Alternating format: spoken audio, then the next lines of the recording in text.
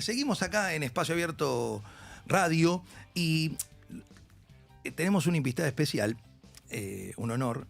Hola Valeria Carreras, ¿cómo Hola, te va? ¿qué tal? ¿Cómo te va vos? A ¿Todo todos. bien? Le invitamos porque ella es una abogada conocida en los medios de comunicación. Vos prendés un canal de tele, el noticiero, está ella hablando de un montón de temas. Pero además, esto es medio una casualidad, no fue preparado, leí que el 25 de octubre pasado se cumplió un aniversario de la última vez que zarpó el Ara San Juan. Sí, el submarino argentino. El submarino argentino, que fue en 2017, esa terrible desgracia, la pérdida de sus 44 tripulantes. Y vos fuiste la abogada, sos la abogada de las 24 familias, ¿no? Sí, son 31. 31, bueno, no importa. Sí, de las familias del Ara, de las familias del Ara San Juan. Y bueno, de paso, nombrar esto, que es muy importante en nuestro país y no hay que olvidarlo, nunca hay que olvidar estas cosas que pasan porque viste que la vida te va llevando. Vos sabés que yo digo que el tiempo es el cómplice de la impunidad. Totalmente. Y un partícipe necesario es el olvido. Claro. Entonces, si nosotros abonamos a la memoria, una batalla ya la ganamos. Totalmente. Para la sociedad, el submarino se hundió en el macrismo por deficiencias, por falta de mantenimiento. Totalmente. Y después se le hizo espionaje a las familias. Ese activo, ese logro, no se lo van a sacar nunca a las familias. Claro, eso ya se ganó. Totalmente.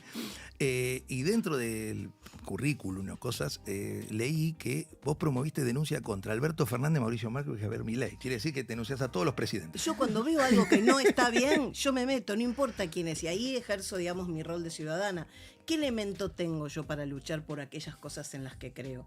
Simplemente mi formación de abogada. No tengo que recurrir a alguien para hacerlo. Lo que pasa es que a veces me pongo en problemas porque ir al frente con ese tipo de cuestiones tenés un costo, ¿viste? Totalmente. Hoy soy identificada, pum, la abogada acá. Igual, díganme la abogada que quieran. Yo voy a seguir luchando por las banderas que considero importantes. En su momento dije, Alberto, te equivocaste, pum, tengo que ir al frente. Y fui al frente 2 veces. Una con el plan de vacunación, cuando fue el vacunatorio VIP, y la otra cuando él dijo en un reportaje que sí, tenía entendido que había irregularidades, había pagos duplicados de asignaciones universales por hijo, planes sociales, y lo dijo así al pasar. Digo, no, vos estás obligado a hacer una denuncia si tenés conocimiento de un ilícito tan grave. Totalmente. Pero, ¿qué dijo Rafecas? Que lo dijo dentro de su potestad de libertad de expresión. Bueno. Es decir, Comodoro Pi siempre funciona a la orden del que está en el poder.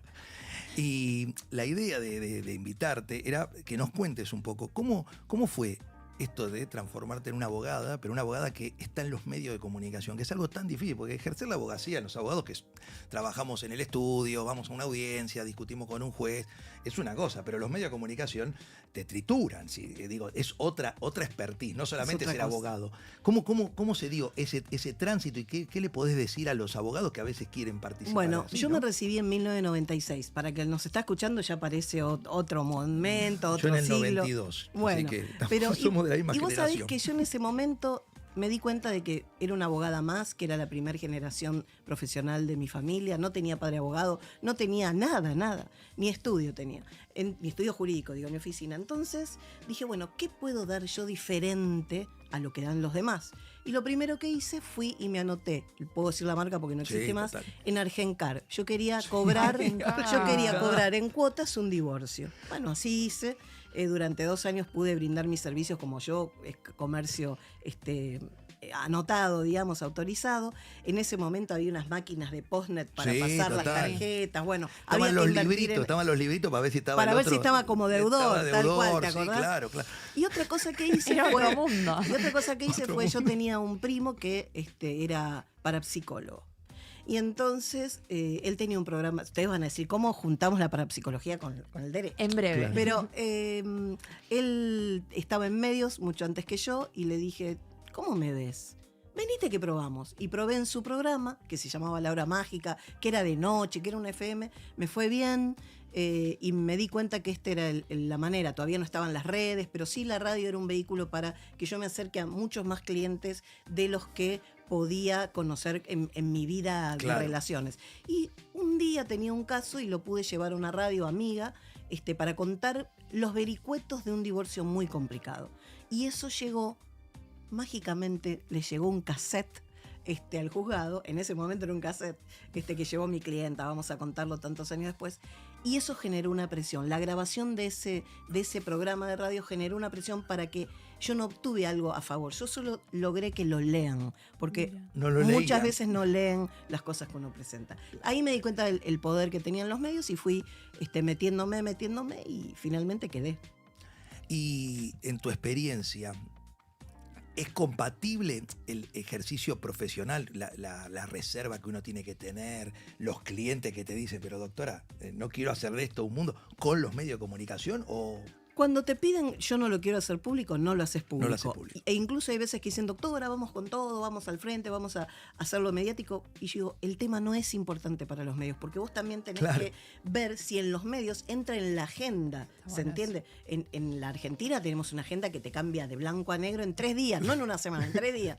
Entonces hay veces que un tema de un reclamo jurídico, suponte de defensa del consumidor, no es para ese mes. Tal vez el mes siguiente o el otro. Así que no siempre podés mediatizar un caso. Pero que ayuda muchísimo.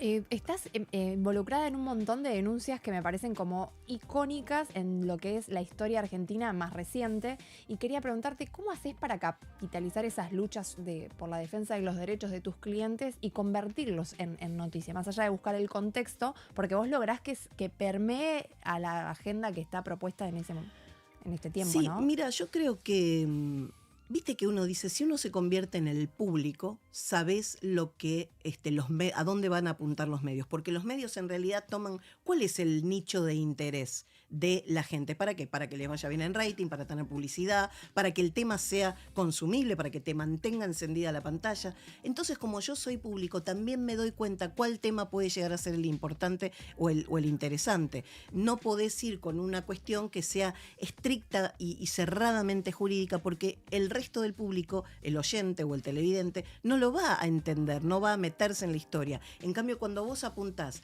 a un tema que puede ser de todos, entonces ahí te prestan atención. Cuando se ven identificados, cuando empatizan con el actor, digamos, el que quiere llevar adelante la defensa de un derecho, o el demandado, que también hay gente que se siente identificada con eso, y entonces ahí se genera ese ida y vuelta y te prestan atención. Qué importante es eso, ¿no? Totalmente. Aparte, yo escucho los medios de comunicación y siempre que habla un abogado yo presto más atención, ¿no? Por formación profesional. ¿De qué está hablando? ¿Qué está diciendo? Y lo que he notado es que cuando vos hablas en un lenguaje llano para que entienda el público. Porque a veces hay otros abogados que son muy respetables, pero te hablan a los abogados, sí, no le hablan al técnicos. Público. Y yo, que soy abogado, a veces entiendo lo que están hablando, porque te nombran leyes, artículos, cosas que vos no estás al día a día si no sos especialista en eso. ¿Cómo lográs ese lenguaje llano que permite llegar a la sociedad más que a los abogados? Mira, aparentemente es una virtud, está mal que yo lo diga, pero es así, es una virtud con la que cuento que tiene que ver tal vez con una facilidad para la docencia, para explicarte en palabras sencillas lo que vos después vas a tener siempre en un código civil, o en un código. ¿Para qué quiero decirte el número y recitarte de memoria eso si no logra una persona entenderme o comprender de qué hablamos? Entonces, explicarlo con siempre ejemplos. El ejemplo es, yo digo que el más didáctico de todo, ¿no? Porque la gente se da cuenta, lo que me quiere decir es esto. Claro. Si el ejemplo es tal, ¿no? Tratar de llegar al otro para que el otro entienda, para que haya un ida y vuelta, para que empatice, para que también colabore, sume. Si no, imagínate estar en una entrevista o en un panel en donde yo solamente hablo un idioma que el resto ni siquiera. No entiende. Entonces no puedo interactuar con los conductores y no tampoco. los puedes interpelar. Claro, tampoco, nada. El tema no se abre. Yo pienso que el secreto es hablar en la tele como cuando uno habla en casa.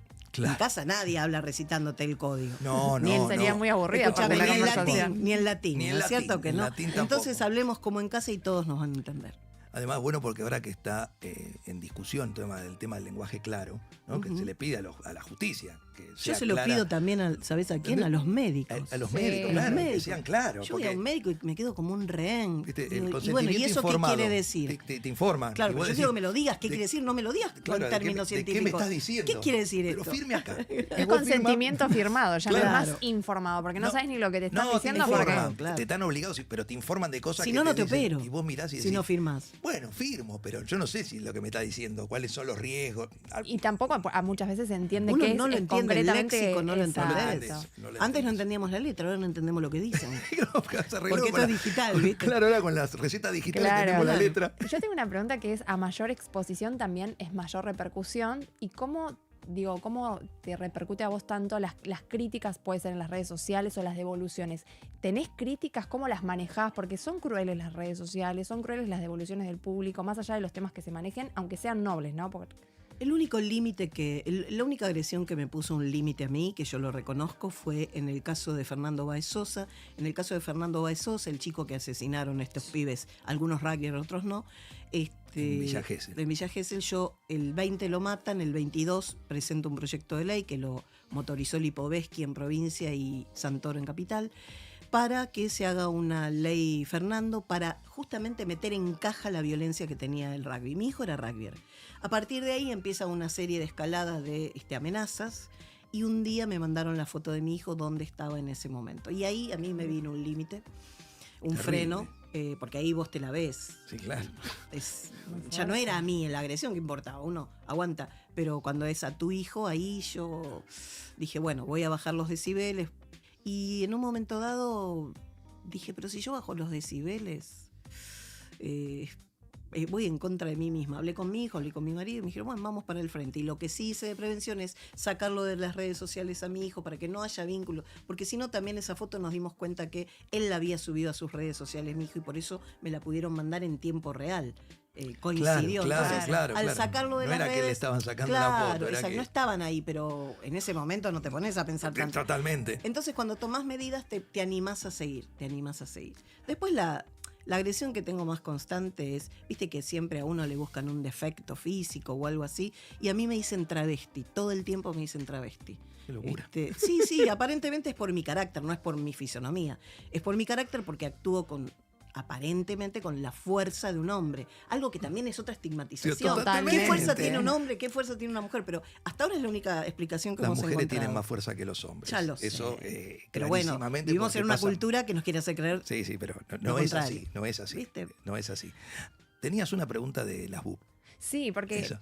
primero preguntarte, porque vos frenaste la implementación de las máquinas de voto electrónico 2016-2017 y justo antes de comenzar con la Sí. entrevista estábamos hablando también de lo que fue la elección de ayer y demás. Bueno, primero preguntarte por qué frenaste la implementación de las máquinas de voto electrónico y por el otro lado, cómo viste las elecciones de ayer en términos generales. Bueno, corría el año 2016, 2017. En el 2016 empezaron con toda esa movida en el macrismo para instaurar en la República Argentina que votemos con la máquina de voto electrónico apretando un botoncito. Esto fue desestimado en todos los países del mundo. Imagínense que en 4 solamente funciona el voto electrónico. Me empecé a asesorar. Los expertos en la materia me demostró que con una mini pimer a distancia podía manejar la máquina. Con una mini pimer. Ustedes me están escuchando, Sí, ¿no? sí, sí. Bien. Mini Pimer es una multiprocesadora. Claro, digamos es una procesadora Claro, eso, de para- alimentos. Imagínense si con eso se podía modificar el voto, todo el resto de las elecciones iba a ser un desastre. Era el macrismo, me di cuenta de la alerta, leo una noticia que se habían comprado en Argentina las 120.000 máquinas porque sin ley ya las habían comprado y me presenté en Comodoro Pi y logré frenar esa implementación. 2 años después, en pleno 2020, post pandemia, aparecen nuestras máquinas argentinas de voto electrónico con nuestros candidatos, con nuestras listas en África. Claro. Las habían revendido a Wow. otro país que, pobrecitos, ahora van a tener el voto electrónico. El punto es que gracias a eso yo creo que no se quedaron en el poder porque era manipulable absolutamente para hacer fraude y si no hubiésemos tenido un macrismo extendido. Y lo de ayer, yo digo, ¿qué hubiese pasado con la máquina del voto electrónico? Si ayer dudábamos, ¿estos resultados son reales? Porque en un momento dado yo fui fiscal también. Digo, ¿esto es real lo que estoy viendo? Me parecía muy raro, pero sí, fue real y creo que fue en vez de un voto, ¿se acuerdan del voto cuota de Sí, Menemato? sí, claro. Bueno, la gente votaba porque tenía cuotas por delante y demás. Acá fue el voto miedo. Muchos tenían miedo de lo que iba a pasar en Argentina y con el dólar si perdía Milei el domingo. Entonces pensaron en su propia economía y dijeron, yo mejor no voto en contra. Voy a votar a favor de este tipo, Milei, para que Estados Unidos nos ayude, para que no salte el dólar. Y así esto se fue multiplicando y vinieron estos resultados que tuvimos ayer que hay que superar. Sí. Hoy hablábamos al principio que, bueno, la democracia es así. Es Ganás así. una elección, reconoces que ganaste y te pones contento. Se pierde una elección, reconoces que perdiste y seguís contento en que funciona el sistema. Funciona el sistema. Después, bueno, uno está en contra de las cosas que suceden y uno, ¿cómo se puede decir? Se indigna, ¿no? Y ve las cosas que están mal, pero bueno, esto se gana discutiendo política, haciendo política y cambiando la Y realidad. modificando en lo que te equivocaste. Y Evidentemente hay un y- mensaje que no llegó. Y creer también es que a veces las cosas suceden porque uno no hizo las cosas bien de Exacto, todo. hay algo que cambiar, modificar que no se uno. llega a lo que uno dice. Y algo que vos dijiste que tiene que ver con este bloque, que es generar narrativas. La Claro, comunicación claro. muchas veces falla y no interpela al ciudadano. Entonces es un mensaje vetusto, antiguo, que no es propositivo, y la gente dice, bueno, a ver, voy por lo que me da más seguridad, o por lo Sí. menos por lo que no me pone tan en riesgo, Claro, ¿no? claro. Y ahí tenemos O te captan con el mensaje del miedo. Dices, ¿es esto o el desastre? Bueno, no quiero un desastre, entonces voto esto, pero si del otro lado no tenías del lado de la oposición una buena campaña presente, hubo una campaña ausente absolutamente de parte de la Totalmente. oposición. Sí. Entonces no hubo propuestas nuevas. Yo sé que Patria y Colonia era la idea que representaba esto de Argentina y Estados Unidos, pero vos te tenés que renovar porque los jóvenes no llevan esa dinámica de los años 50, ¿se Exacto. entiende? Totalmente. Pero bueno, aprendemos. Siempre hacemos en nuestro programa una pregunta a todos los abogados que pasan para tener como una estadística, hacemos, Sí, ¿no? dale. ¿Cuál es para vos hoy el principal problema que tiene la abogacía en la Argentina? Los abogados, ¿cuál es el principal problema que trascienden? El que económico. transitan? El económico. Es muy difícil vivir de la profesión. Muchos, y tengo que decir que soy una, no sé, afortunada de vivir de mi carrera y de mi profesión, pero no es la media, no es para nada la media, y el ejemplo lo tenemos en la pandemia, que la gran mayoría de letrados no tenía un reaseguro, un ahorro para Claro. poder seguir subsistiendo. Ninguno fue beneficiario de ninguna ayuda social porque somos autónomos, somos monotributistas, somos independientes. Entonces es muy difícil ese tema. Hay mucha matrícula de abogados, hay muchísimos abogados por ciudadano, y creo que la oferta es tan alta que empieza como a deteriorarse el valor, la valía de cuántos son los honorarios, cuánto es o cuánto no es lo que vale un trámite, un juicio, una defensa, un asesoramiento, y vas pauperizando la profesión. Y ahí caen los más débiles, ¿no? Los más nuevos generalmente, o los que están más alejados de las grandes urbes, o los que no tienen esto que yo no tenía cuando me recibí, que no tenía un antecesor familiar. Claro. Este abogado no tenía socios, no tenía mucho contacto social, entonces ¿de dónde podés sacar los clientes? Así que está muy difícil la profesión en ese sentido, y hay otro elemento, que la lentitud de la justicia hace que se lentifique también la percepción del honorario final. Claro. ¿Sí? Eso también es muy complicado. Bueno, importantísimo. clarísimo. Bueno, Valeria, muchas gracias por haber participado de Espacio Por favor. Abierto, y te vamos a invitar en breve cuando hagas alguna nueva denuncia. Dale, trato hecho. Bueno, vamos a un temita musical y seguimos.